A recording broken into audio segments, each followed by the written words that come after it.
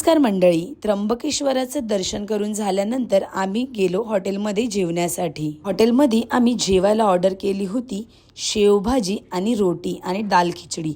ते खाऊन झाल्यानंतर आम्ही जी रूम बुक केलेली त्या रूमवर आलो आणि मागचा तुम्ही सुंदर असं वातावरण बघू शकता। फ्रेश झालो आणि आम्ही सर्वजण निघालो त्र्यंबकेश्वर मार्केट फिरायला जाण्यासाठी। आणि आम्ही ज्या हॉटेलला स्टे केलेलं ते हे हॉटेल आहे, खूप छान हॉटेल आहे, नवीनच बांधलंय। आणि हॉटेलच्या आजूबाजूचा परिसर बघू शकता, खूप छान वातावरण देखील खूप छान होतं आणि हॉटेल पण तेवढंच छान होतं।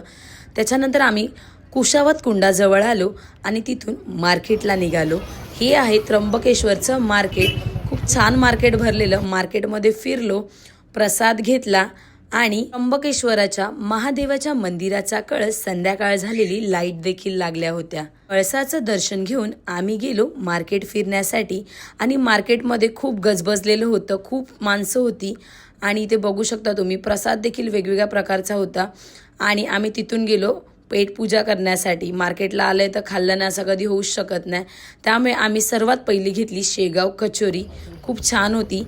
त्याच्यानंतर आम्ही खाऊन झाल्यानंतर गेलो श्री स्वामी समर्थ गुरुपीठ या ठिकाणी आम्ही गेलो। त्या ठिकाणी देऊळ बंद या पिक्चरची शूटिंग देखील झाली आहे। उंच डोंगरावर हे आहे श्री स्वामी समर्थ महाराजांचं गुरुपीठ। स्वच्छ पाय धुवून औदुंबराला 11 प्रदक्षिणा घालून बाह्य रंगाबरोबरच अंतरंग शुद्ध करत आतील दरबारात प्रवेश करता येतो। मोरच गुरुपीठाच्या उभारणीसाठी श्रमदान केलेल्या सेवेकरांच्या कृत्यार्थ चिन्ह पाहायला मिळते। दूरवरूनच स्वामींच्या मूर्तीचे दर्शन मिळते। हे गुरुपीठाचे मुख्य स्थान आहे, इथे स्वामींच्या मूर्तीचे दर्शन होते। या ठिकाणी स्वामींची बोलकी मूर्ती चांदीच्या मयूर आसनावर विराजमान आहे।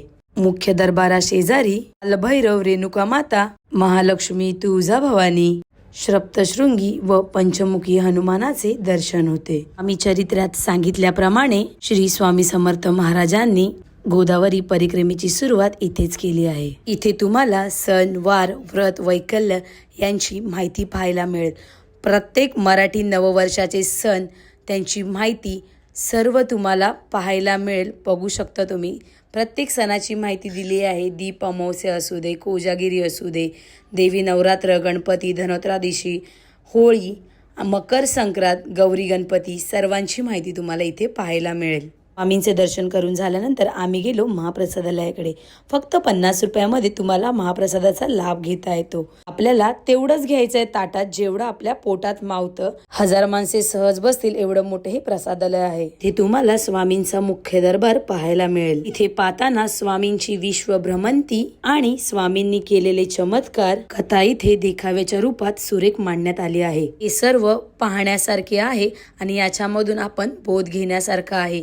स्वामींनी विश्वभ्रमंतीत किती काय केलंय त्याचं सर्व आणि सुरेख अशी मांडणी इथे केलेली आहे चित्रांच्या रूपात। स्वामींचा महिमा अगाध आहे। स्वामी आपल्या भक्तांना कधीही एकटं पडून देत नाहीत।